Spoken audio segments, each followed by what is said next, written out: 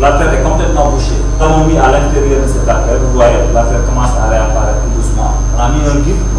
Donc c'est vraiment une avancée extraordinaire en ce qui concerne la prise en charge des morts subites. C'est un appareil impressionnant qui épouse de nombreuses positions afin de mieux diagnostiquer et soigner les cœurs.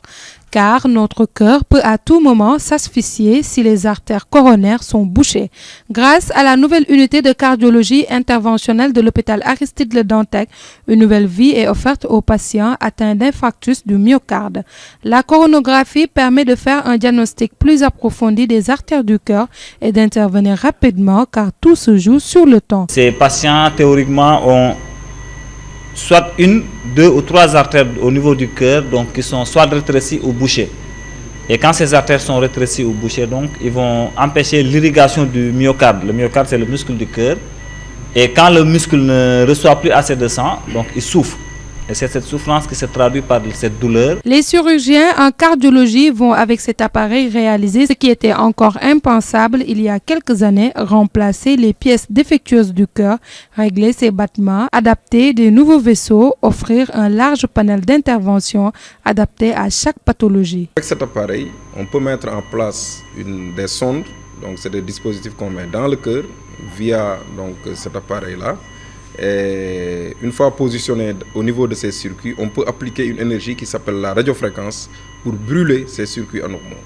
On peut mettre en place ce qu'on appelle une pile cardiaque. La pile va écouter le cœur.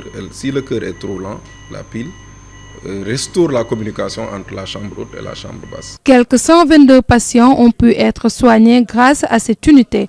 Beaucoup d'entre eux, à l'image de Babacar Meng, mènent une vie tranquille après l'intervention. J'étais dans une situation très critique. J'ai suivi l'intervention en 2013. Depuis lors, je me porte bien. Aujourd'hui, j'ai une vie normale. Je fais même du sport. Disons que je revis. Il y a à peine 40 ans, les médecins traitaient l'infarctus du myocarde à la morphine en allaitant le patient un mois durant. Les espoirs de survie étaient très faibles, même si les maladies cardiovasculaires sont la première cause de mortalité dans de nombreux pays. La révolution apportée par la chirurgie en moins d'un demi-siècle est considérable. En allant de concert avec les progrès préventifs et thérapeutiques, elle représente un espoir certain de guérir un jour complètement ce type de maladie.